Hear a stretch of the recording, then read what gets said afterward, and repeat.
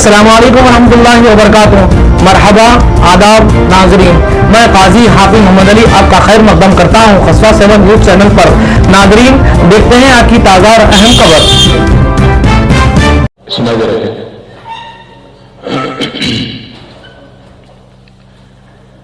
आप सबका शुक्रिया। मैं पहली बात तो आप सबका शुक्रिया अदा करना चाहता हूं कि आप इतना सुबह सुबह आप आ गए। हमारे पार्टी की तरफ से पिछले 2-2.5 महीने से हम लोग कैंपेन में लगे हुए हैं, तो इनमें से कई सारे इश्यूज ऐसे हैं जिनके बारे में मैं थोड़ा क्लैरिफिकेशन देना चाह रहा था। खास हमारे माइनॉरिटीज़ और स्पेशली हमारे मुसलमान भाई और बहन जो हैं, उनको कुछ चीज़ों के बारे में जो अफवाहें, जो गुमराह करने की कोशिश जो कांग्रेस पार्टी और बीजेपी कर रही हैं, इनके बारे में मैं थोड़ा क्लैरिफिकेशन और इनके बारे में मैं कुछ कहना चाह रहा था। पहली बात तो यह है कि कांग्रेस पार्टी एक जबरदस्त नेगेटिव प्रोपेगेंडा चलाते हुए हमारी केसीआर साहब की हुकूमत को, बीआरएस हुकूमत को बदनाम करने की बहुत बड़ी कोशिश कर रही है। उन्होंने एक रूमर प्रोपेगेंडा ये चालू कर दिया कि 9 मस्जिदों की शहादत हो गई जब से बीआरएस पार्टी यहाँ पे सत्ता संभाली, यहाँ पे जब से बीआरएस की हुकूमत आई। मैं खुलासा करना चाहता हूँ, क्लैरिफाई करना चाहता हूँ आप सबको, इसमें कोई सच्चाई नहीं है, बिल्कुल ही गलत है, सरासर गलत है। ये झूठ के बुनियाद पे आज एक नेगेटिव प्रोपेगेंडा कांग्रेस पार्टी जो कर रही है, ये सरासर गलत है।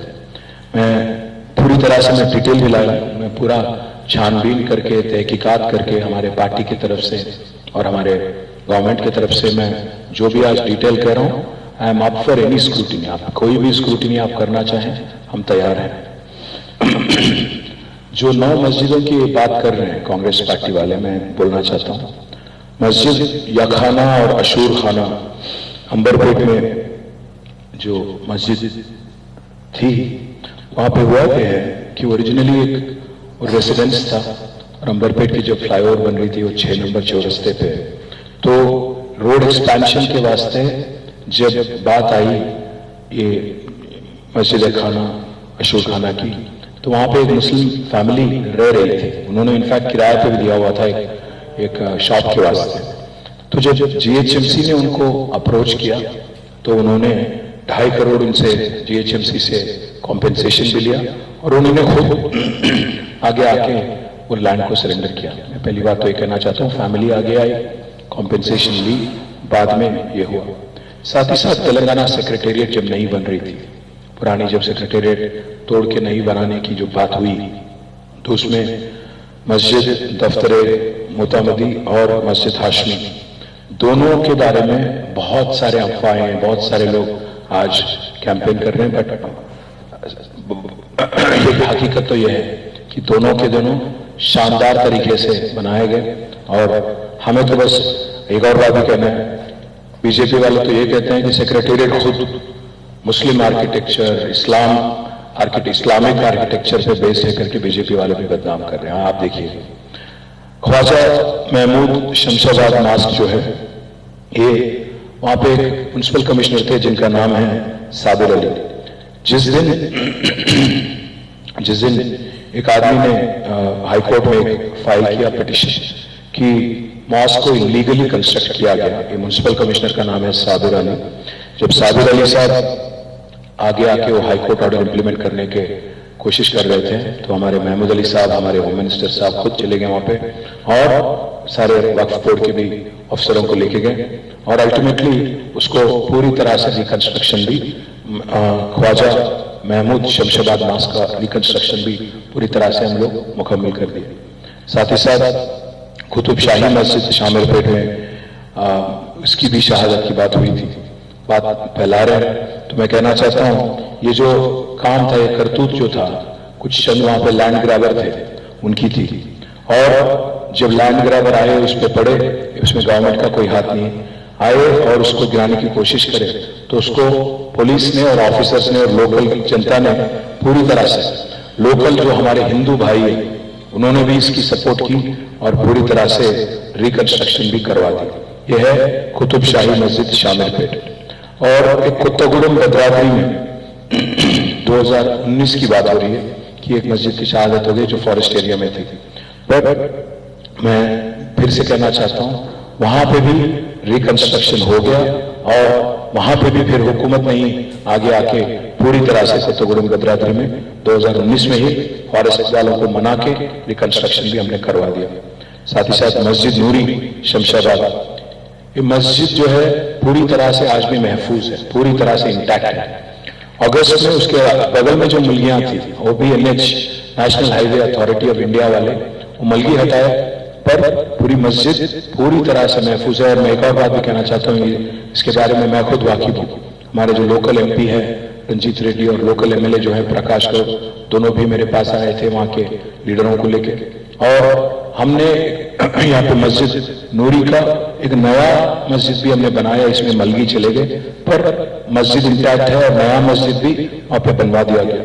साथ ही साथ एक आरोप ये भी लगा जा रहा है कि जलालगुड़ा बालापुर में एक उस्मान मोहम्मद करके कांग्रेस लीडर है, वो फैलाए जा रहे हैं कि यहाँ पे कुछ हुआ, पर मैं कहना चाहता हूँ यहाँ पे हुआ ही कुछ नहीं है। वहां पे मस्जिद का वहां पे कोई प्रूफ भी नहीं है कि वहां पे एक मस्जिद था। तो जो उस्मान मोहम्मद है, ये जो आज कह रहे हैं, ये जो आरोप लगा रहे हैं, सरासर गलत है। मैं आपसे कहना चाहता हूँ आखिरी में 9वीं मस्जिद कुतुब शाही मस्जिद जो हयात बख्शी मस्जिद के बारे में भी कुछ लोग क्लेम कर रहे हैं कि इनकी भी शहादत हो गई, बट मैं कहना चाहता हूं आपसे कोई प्रूफ नहीं है इसके बारे में, कोई एविडेंस नहीं है कि ये सच है। भाइयों, इसलिए मैं कहना चाहता हूं, आप जो एक फॉल्स प्रोपेगेंडा, जो रूमर मिल जो चल रहा है आज, इसको लेके थोड़ा होशियार रहिएगा, क्योंकि आज तेलंगाना में जीतने के लिए कुछ भी बोल के, मतलब नेगेटिव प्रोपेगेंडा चला के, कुछ भी बोल के, झूठ को वही सच बोलने का एक तरीका निकाल के, एक झूठ को 100 बार बोल के आज जबरदस्ती एक कोशिश कर रही है कांग्रेस पार्टी और बीजेपी वाले। इसके बारे में मैं हर किसी से कहता हूं कि आप होशियार रहिए। मुझे तो कांग्रेस पार्टी की रवैया देख के मुझे ये लग रहा है, आज जो प्यार जता रहे हैं, जो मोहब्बत जता रहे हैं, वो हमारे माइनॉरिटी ब्रदर्स, खास हमारे मुसलमान भाई और बहन की तरफ। मुझे एक कहावत याद आ गई, एक बिल्ली 100 चूहे खा के हज को निकली। वो कहावत याद आ गई मेरे को। कई को बोले तो आज 55 साल हुकूमत चलाने वाली कांग्रेस, 55 साल हुकूमत चलाने वाली कांग्रेस आज आके ये कहती हैं कि मुसलमान गरीब है, लाचार है, पासमंदगी में फंसा हुआ है। तो मैं पूछना चाहता हूं भाइयों, कौन जिम्मेदार है? 55 साल हुकूमत चलाने वाली कांग्रेस जिम्मेदार है कि 9 साल हुकूमत चलाने वाले KCR जिम्मेदार है? आप सोचिएगा। एक बात मैं इस चीज पे कहना चाहता हूं, आज कांग्रेस पार्टी इतनी कंफ्यूज्ड है, इतनी बुरी तरह कंफ्यूज्ड है, क्योंकि उनको किसी भी हाल में वोट चाहिए। इतना कंफ्यूज्ड है वो कि उनके माइनॉरिटी डिक्लेरेशन को आज गड़बड़ है। और मैं आज पूरी जिम्मेदारी के साथ बात कर रहा हूं, आज कांग्रेस पार्टी ने जो माइनॉरिटी डिक्लेरेशन लाया, ये अगर अमलावरी होगी इसकी, तो सबसे ज्यादा नुकसान होगा मुसलमानों का। वो इसलिए क्योंकि कांग्रेस पार्टी कहती है अपने माइनॉरिटी डिक्लेरेशन में कि सेंसस कराएंगे और माइनॉरिटीज को ले जाकर मुसलमानों को BC में डालेंगे। मैं पूछना चाहता हूं, BC और मुस्लिम का क्या वास्ता है? हाँ, 4% तहफुजात के लिए मुसलमानों को, चंद मुसलमानों को, चंद कम्युनिटीज को ऐड किया गया BC में, BCE करके एक कैटेगरी बना के ऐड किया गया। बट इसका मतलब ये नहीं कि पूरे के पूरे मुसलमान आज BCE कैटेगरी में है। आज बीजेपी और कांग्रेस दोनों भी एक ही आवाज से बोल रहे हैं। अमित शाह, किशन रेड्डी और नरेंद्र मोदी ये कहते हैं कि 4% तहफुजात हटा देंगे।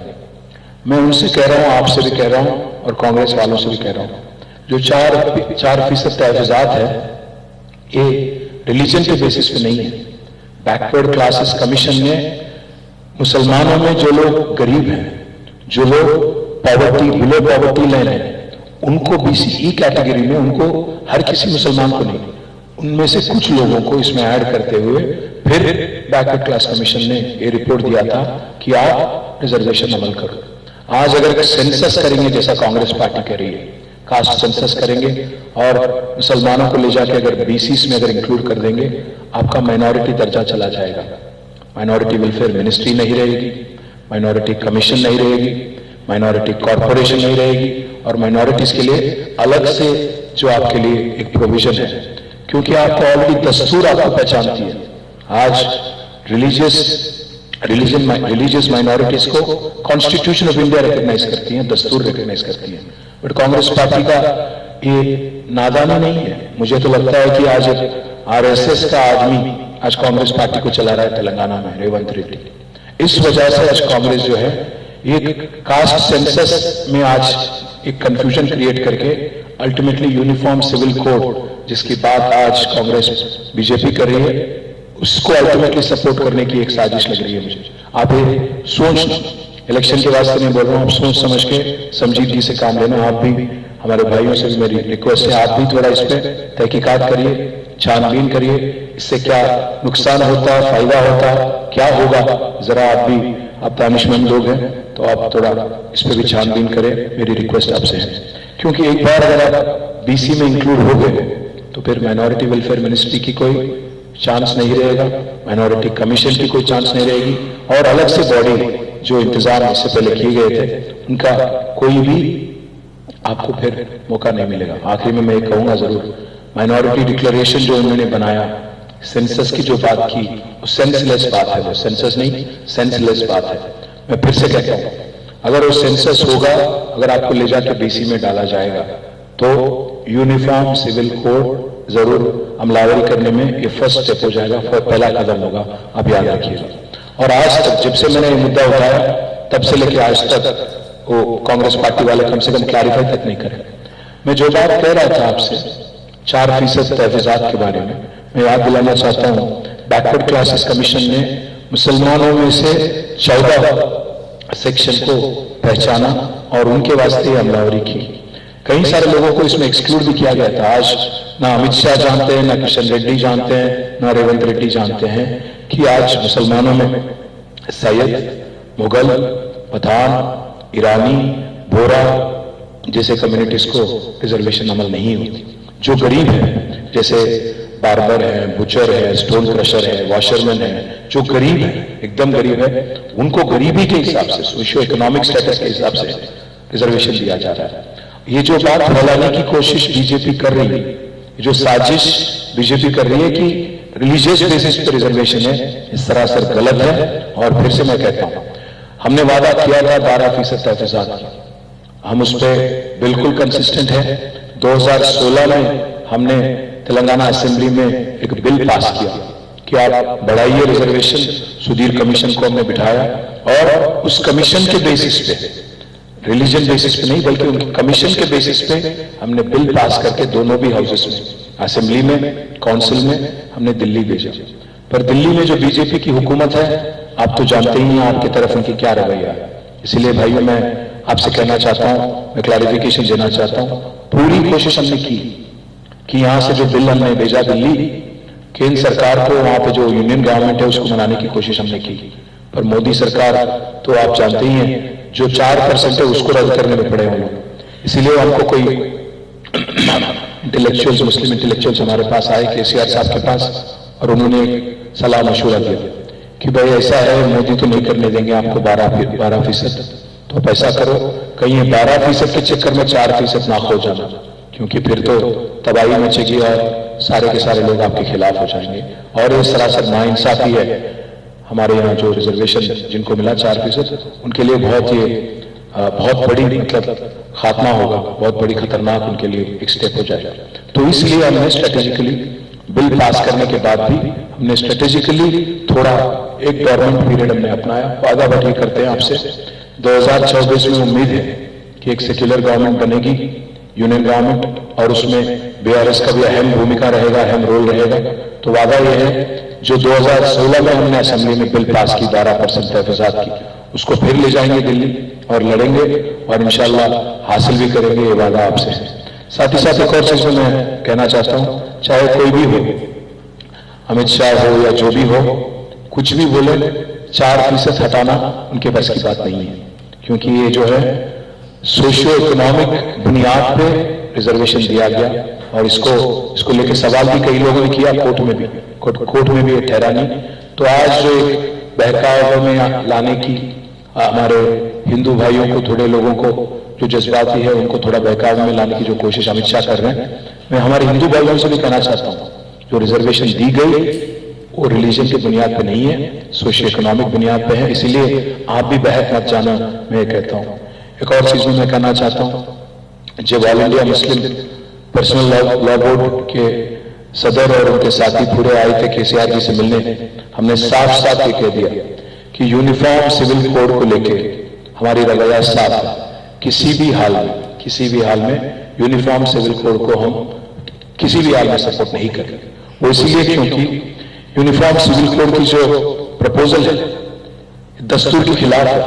आज अगर आप देखेंगे कॉन्स्टिट्यूशन ऑफ इंडिया को, उसमें गारंटी दी गई आर्टिकल 25 में freedom to profess and practise religion, उसके खिलाफ है। साथ ही साथ article 29 right to have a distinct culture. Uniform civil code मुसलमानों के खिलाफ ही नहीं है। आज हिंदुस्तान में कई ऐसे ट्राइबल ग्रुप हैं जिनकी अपना अलग पहचान है, तो उनके भी खिलाफ है। तो इसलिए मैं कहना चाहता हूं यूनिफॉर्म सिविल कोड के मुखालिफत जो हम कर रहे हैं वो मुसलमानों के वोट के वास्ते नहीं कर रहे हैं, ये हिंदुस्तान के लिए एक खतरा बन सकता है। हिंदुस्तान में जो स्पेशल ग्रुप्स हैं उनके लिए खतरा बन सकता है। इसलिए मैं कहता हूं भाइयों, आज ना सिर्फ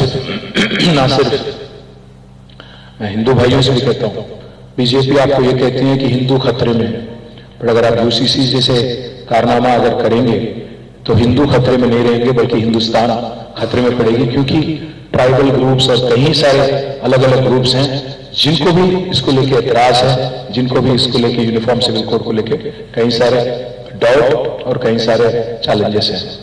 एक और चीज भी मैं कहना चाहता हूं, हमने कभी भी सेक्युलरिज्म को पॉलिटिकल टूल नहीं बनाया। हमने कभी भी कहीं भी पिछले 9.5 सालों में सेक्युलरिज्म के नाम लेके वोट नहीं मांगा। अगर आप हमारी प्रैक्टिस देखेंगे, हमारे लीडर केसीआर साहब की अगर हिस्ट्री देखेंगे तो आप ये पहचानेंगे। केसीआर साहब की तजुर्बा है 45 साल सियासत में। 1985 में पहली बार एमएलए बने थे, पर 1978 से वो पॉलिटिक्स में है। आप एक मिनट के लिए उनका अगर हिस्ट्री देखेंगे, जिंदगी में 45 साल में एक बार भी, जब से सिद्दीपेट में थे तब से लेकर आज तक चीफ मिनिस्टर बनने तक, जिंदगी में एक बार भी बीजेपी के साथ नहीं थी। हमेशा सेक्युलर रहे हैं, आगे भी सेक्युलर रहेंगे। हम सेक्युलर बाई चॉइस है, बाई चांस नहीं है। हम पॉलिटिकली कन्वीनियंस के लिए सेक्युलर नहीं है, हम मजबूरी के लिए सेक्युलरिज्म नहीं प्राप्त करते हैं। मैं आपको याद दिलाना चाहता हूं, हैदराबाद के बाहर अगर कोई इकबाल मीनार बना पहली बार, तो बना सिद्दीपेट में 1985-1986 में केसीआर साहब ने बनवाया। हैदराबाद के बाहर कोई एक शादी खाना बना पूरे आंध्र प्रदेश में, मुत्तहिदा आंध्र प्रदेश में, तो वो था सिद्दीपेट। ना सिर्फ वो बल्कि 45 साल के अपने करियर में केसीआर साहब ने कभी भी बीजेपी के साथ कोई समझौता नहीं की। और जब से हमारी पार्टी बनी 2001 में, वो 5वीं इलेक्शन है हमारे लिए, 5th इलेक्शन है। ये 5 इलेक्शनों में अगर आप देखेंगे 2 बार हमने अलायंस किया।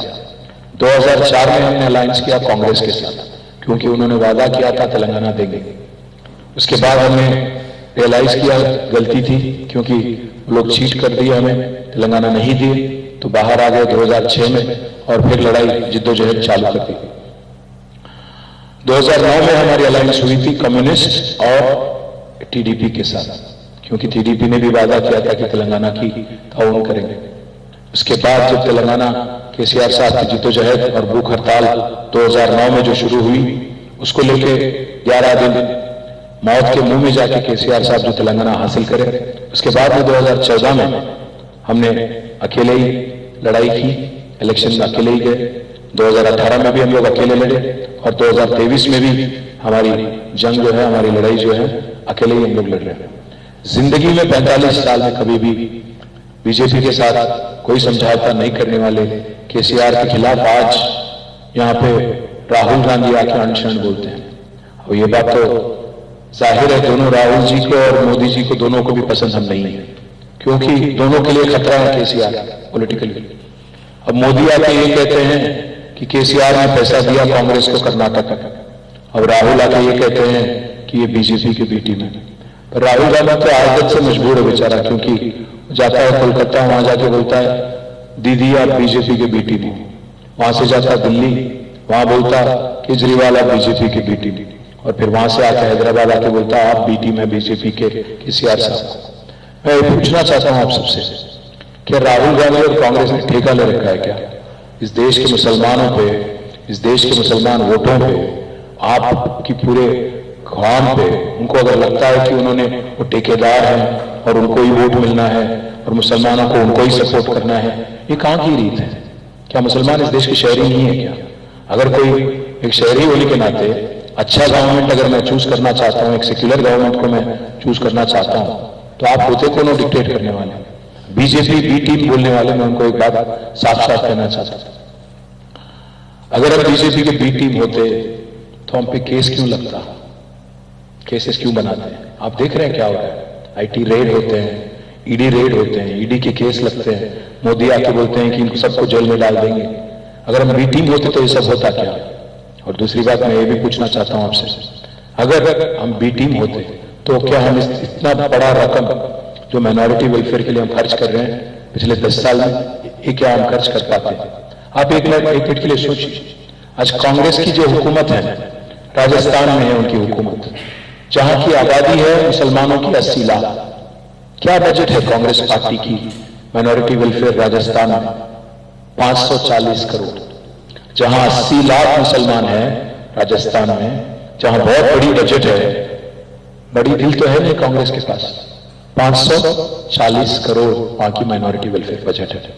और कर्नाटक में 90 लाख पॉपुलेशन है मुसलमानों की, और वहां की बजट अभी जो नई गवर्नमेंट आई उन्होंने किया 2000 करोड़। और अगर आप छत्तीसगढ़ देखेंगे जहां आबादी है करीब 6 लाख, वहां की बजट है 100 करोड़ से भी कम। भाई मैं पूछना चाहता हूं, पूरे हिंदुस्तान में आज सबसे ज्यादा आबादी अगर मुस्लिम्स की है तो वो है उत्तर प्रदेश में, जहां 4 करोड़ आबादी है, जहां की बजट है 1700 करोड़। उसके बाद आता है वेस्ट बंगाल। वेस्ट बंगाल में अगर आप देखेंगे तो 2.5 करोड़ मुसलमान है, जहां की बजट है 2000 करोड़। उसके बाद आता है महाराष्ट्र, 1 करोड़ 40 लाख वहां की आबादी है और वहां की बजट है 670 करोड़। उसके बाद है राजस्थान, जहां की बजट अभी मैंने बताया आपको, पॉपुलेशन 80 लाख है और बजट है 540 करोड़। और तेलंगाना की नंबर 6 नंबर 6 है, 50 लाख यहाँ की आबादी है और यहाँ की बजट है 2200 करोड़। मैं कहना यह चाहता हूं, पिछले 9.5 सालों में किसने कहा हमसे कि आप खर्च करो? आज हमने खर्च किया, अगर कोविड नहीं होता तो कम से कम 15,000 करोड़ खर्च करते, पर आज हमने पिछले 9.5 सालों में खर्च किया 12,780 करोड़। 12,780 करोड़। तारीख में मुझे एक ऐसी हुकूमत दिखा दें आप जिसने इससे ज्यादा रकम माइनॉरिटीज के लिए खर्च किया हो, कांग्रेस का हो या जो कोई और गवर्नमेंट हो, मुझे एक दिखाइए पूरे 75 सालों में हिंदुस्तान में, इस मुल्क में इससे ज्यादा माइनॉरिटीज के लिए खर्च करने वाली एक गवर्नमेंट मुझे दिखा दें। अगर आप कंपेयर करना चाहते हो तो मैं एक बात कहना चाहता हूं, 2004 से लेकर 14 तक यहां पे कांग्रेस की हुकूमत थी। कांग्रेस की हुकूमत ने आंध्र प्रदेश में, मुत्तहिदा आंध्र प्रदेश में कुल मिला के खर्च किया तेलंगाना इलाके में 930 करोड़ 10 सालों में, मतलब सालिना 100 करोड़ भी नहीं खर्च कर। हम लोग खर्च कर रहे हैं 2200 करोड़ और लोग नहीं खर्च कर पाए कम से कम 100 करोड़। और ये लोग आके आज हम पे शिकायत करते हैं, हम पे आरोप लगाते हैं। जैसा मैं कहा, हम सेक्युलर बाई चॉइस है, पॉलिटिकल कंपल्शन की तरफ से नहीं है। हमें हमारी सेक्युलरिज्म को दिखाने के लिए 4000 किलोमीटर चलने की जरूरत नहीं है। 4 कदम चलेंगे और जो हमारे अगल बगल में हमारे जो मुसलमान भाई है, क्रिश्चियन भाई है, उनसे मिलेंगे, उनके हाथ मजबूत करके 4 कदम चल के हम दिखा देंगे, जैसा पिछले 9.5 सालों में हमने दिखाया 4 कदम। मैं ये बात जरूर कहूंगा आपसे कि हमने कभी ये नहीं सोचा कि अगर बजट दे दिया तो कोई मेहरबानी हमने कर दी। हमने फर्ज माना, इसको हमारा फर्ज माना, हमने इसको हमारी जिम्मेदारी हमने मानी, इसलिए हमने ये सब कुछ किया। हमने कभी वादा भी नहीं किया, हमने कोई डिक्लेरेशन नहीं दिया, वादा नहीं किया कि हम रेजिडेंशियल स्कूल बनाएंगे आपके लिए। और आज 205 रेजिडेंशियल स्कूल है हमारे माइनॉरिटी भाइयों के लिए, बहनों के लिए। आप मुझे एक ऐसी रियासत बता दें पूरे हिंदुस्तान में जहां 205 रेजिडेंशियल स्कूल तश्कील किए गए, जहां 1,32,000 बच्चे पढ़ते हैं, जिनकी देखभाल आज 1,20,000 रुपया एक एक बच्चे और बच्ची पे खर्च करके उनकी देखभाल की जाती है। मैं फिर से कहता हूं 4,000 किलोमीटर चलने की जरूरत नहीं है सेक्युलरिज्म प्रूव करने के लिए। 4 कदम, उसमें से एक कदम है अच्छा से अच्छा तालीम, दूसरा है देखभाल, तीसरा मैं कहता हूं लॉ एंड ऑर्डर, और चौथी अपना रीति रिवाज को इज्जत देना और कदर करना। ये सब कर रहे हैं हम लोग। ये 4 कदम जो मैं कह रहा हूं, ये चारों भी चीज हम लोग कर रहे हैं। पिछले 9.5 सालों में हमको किसी ने रोका नहीं, हमको किसी ने जबरदस्ती पूछा नहीं कि आप ये करो। दावत इफ्तार देने वाले एक ही चीफ मिनिस्टर है पूरे हिंदुस्तान में, केसीआर साहब। मुझे बताएं कोई और। मैं एक और चीज भी कहना चाहता हूं, आज ना सिर्फ रेजिडेंशियल स्कूल बल्कि पोस्ट मैट्रिक और प्री मैट्रिक स्कॉलरशिप अगर दिए जाते हैं तो 3,48,000 बच्चों को दिए जाते हैं माइनॉरिटीज में।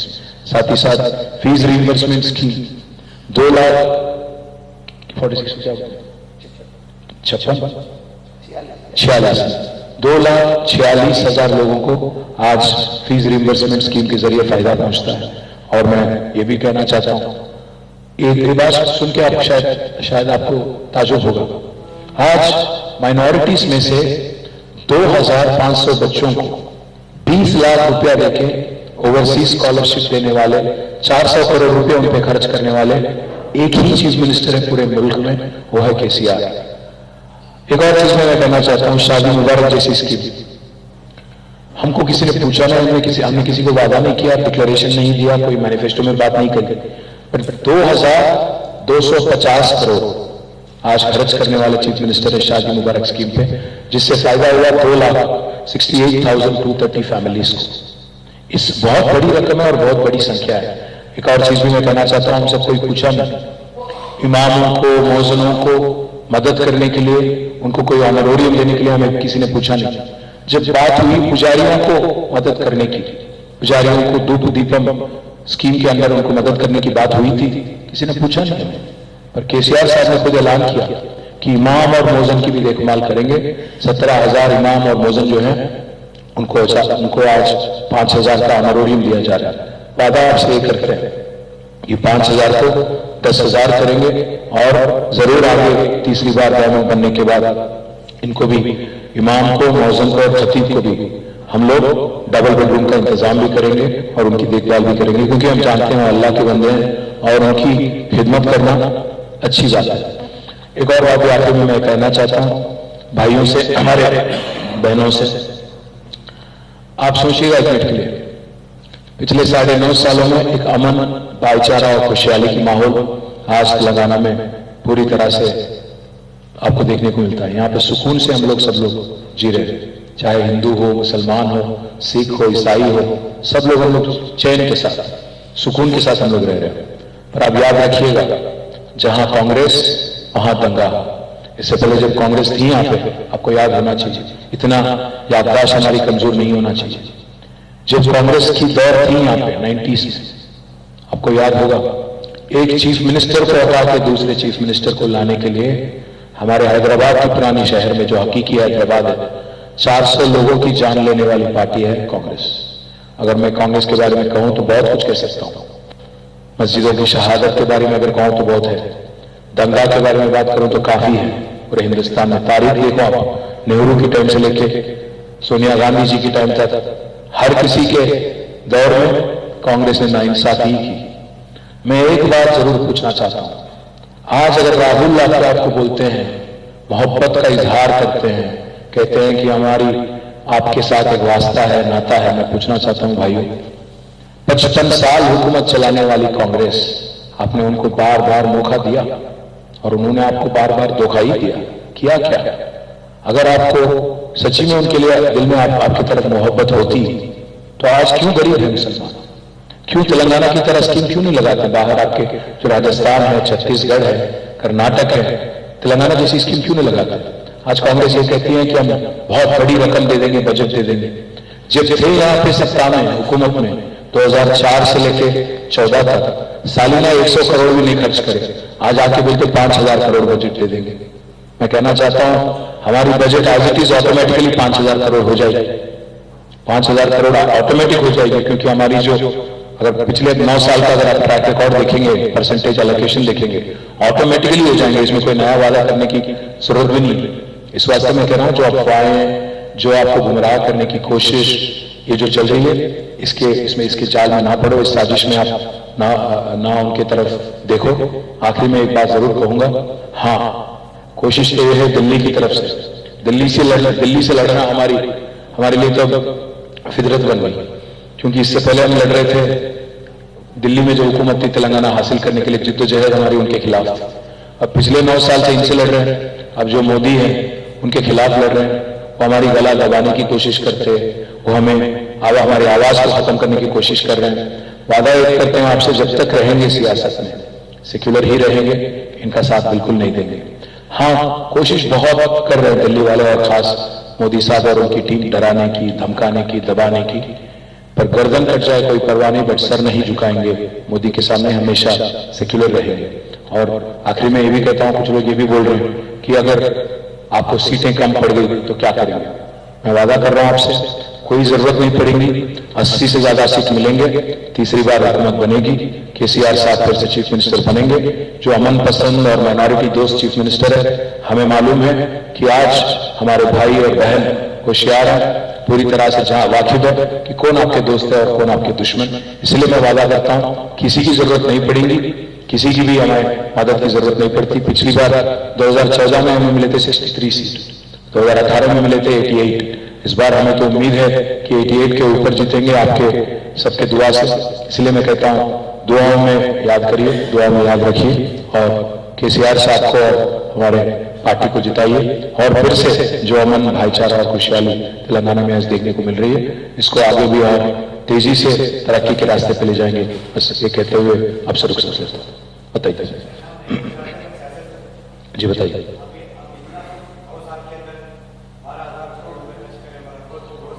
$12,780 जी। नहीं, थोड़ा सियासत दूर हो गया, बाकी लोग हमारे साथ हैं।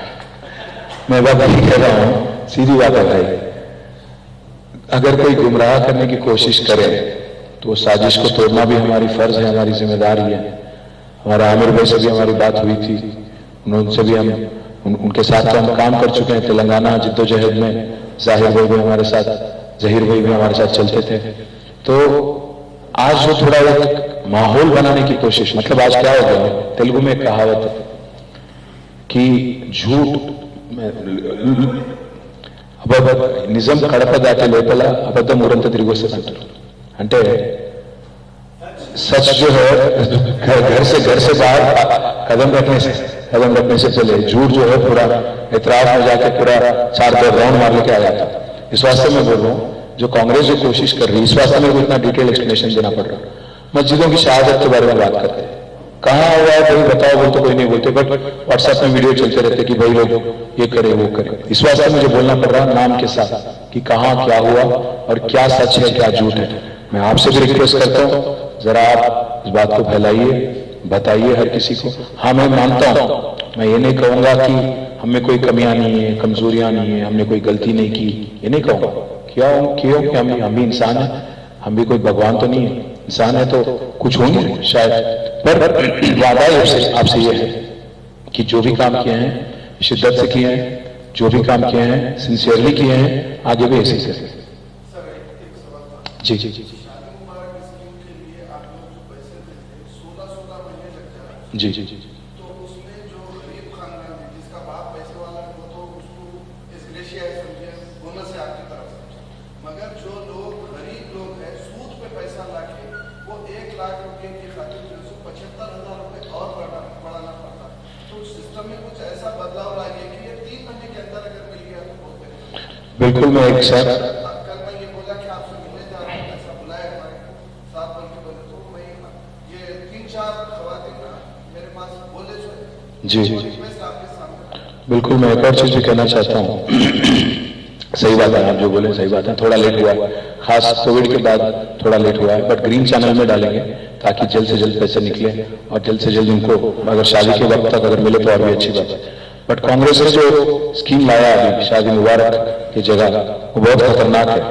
कांग्रेस पार्टी ये प्रॉमिस करती है कि नया जो कपल है जो मैरिड है उनको दे देंगे पैसे, जो गरीब बच्ची है उनके फैमिली को नहीं मिलेगा, अब पैसा मिलेगा तो उनके इन लॉज को मिलेगा। आप ये भी सोचिए, ये भी इसको भी समझने की कोशिश करिए, क्योंकि जैसा आपने कहा मैं मानता हूं थोड़ा अगर देरी हो गई तो जरूर उसको करेक्ट करेंगे, कोर्स करेक्शन करेंगे और जल्द से जल्द मतलब शादी के कम से कम 1-2 महीने के अंदर देने की कोशिश करेंगे और ना शादी के टाइम पे देने की कोशिश करेंगे, क्योंकि जैसा आपने कहा सूद के साथ थोड़ा तकलीफ होता था। पर इससे पहले आप ये भी याद रखना कि इससे पहले कोई स्कीम था ही नहीं, कम से कम केसीआर साहब आने के बाद एक नया स्कीम स्टार्ट करे, इसको लेकर कम से कम थोड़ा तो मदद मिल रही है।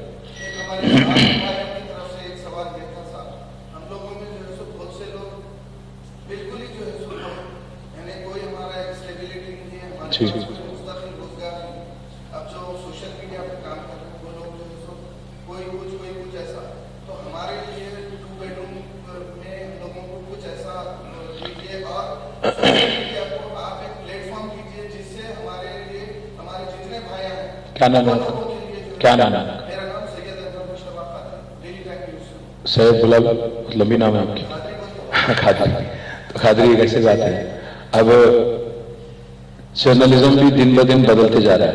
पहले था प्रिंट, बाद में आ गया इलेक्ट्रॉनिक, अब आ गया आपका डिजिटल।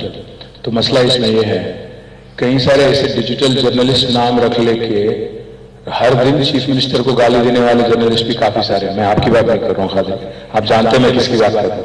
अब इसमें कौन ट्रेन जर्नलिस्ट है, कौन पढ़ के जर्नलिज्म पढ़ के आया, कौन वैसे ही बन गया एक यूट्यूब लगा लेके, ये भी देखना पड़ता। तो एक्रेडिटेशन जो है मैं आपको बताने की कोशिश कर रहा हूँ।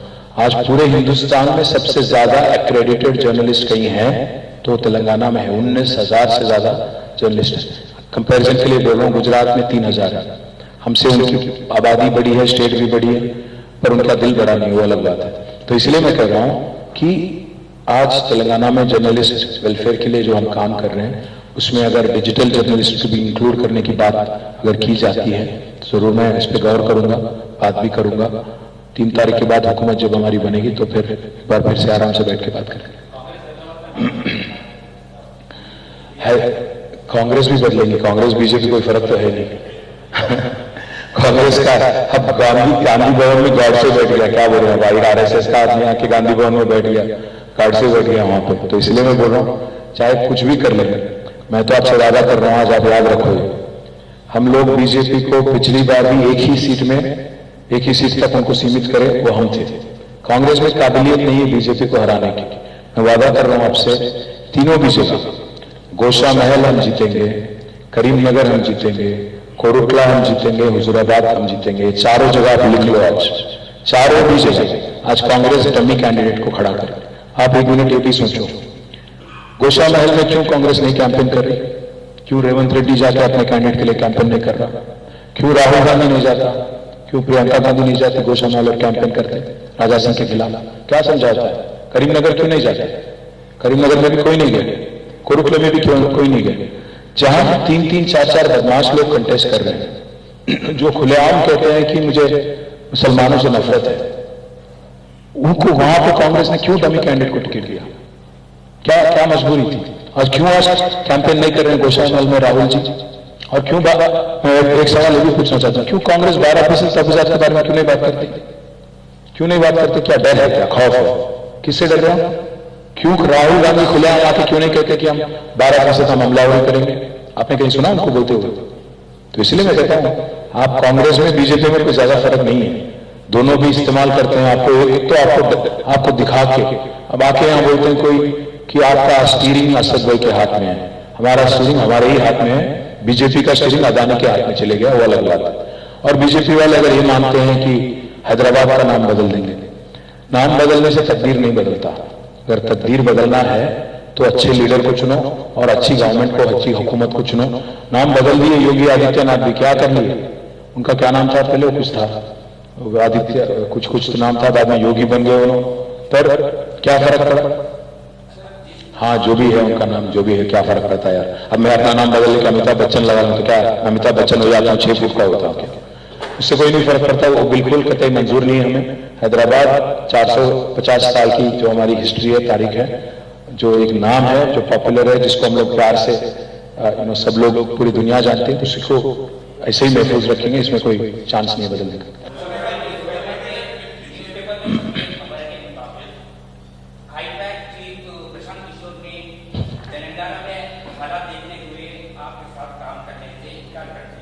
नहीं, हमारी तो रिलेशन खत्म हो गई थी 3 साल पहले, तो वो आउटडेटेड न्यूज़पेपर है, आउटडेटेड रिपोर्ट है, उसको छोड़ो, इसलिए वो आउटडेटेड है।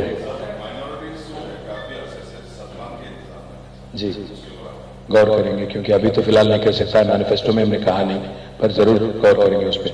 आज आखिरी दिन है, 5 बजे से पहले मेरे को कैंपेन खत्म करना है, दो जगह भागना। जी, जी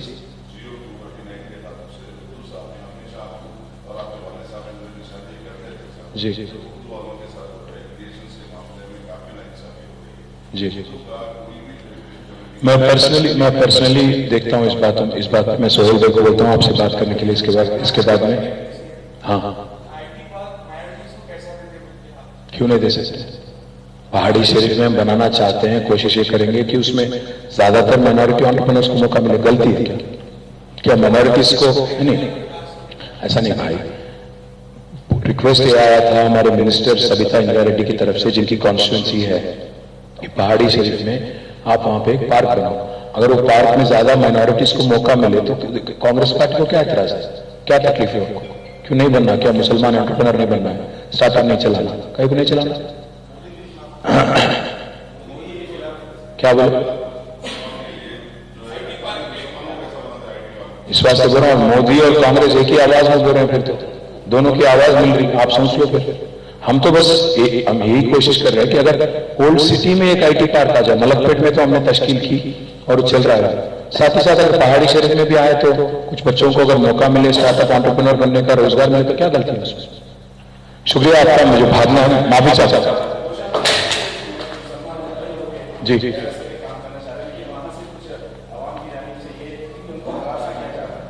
ये भाई साहब हमारे इंचार्ज हैं वहां पे, श्रवण भाई, मैं उनको आप डिटेल दे दीजिएगा, मैं बात करता हूँ। माफी चाहता हूँ, थोड़ा भागना पड़ेगा।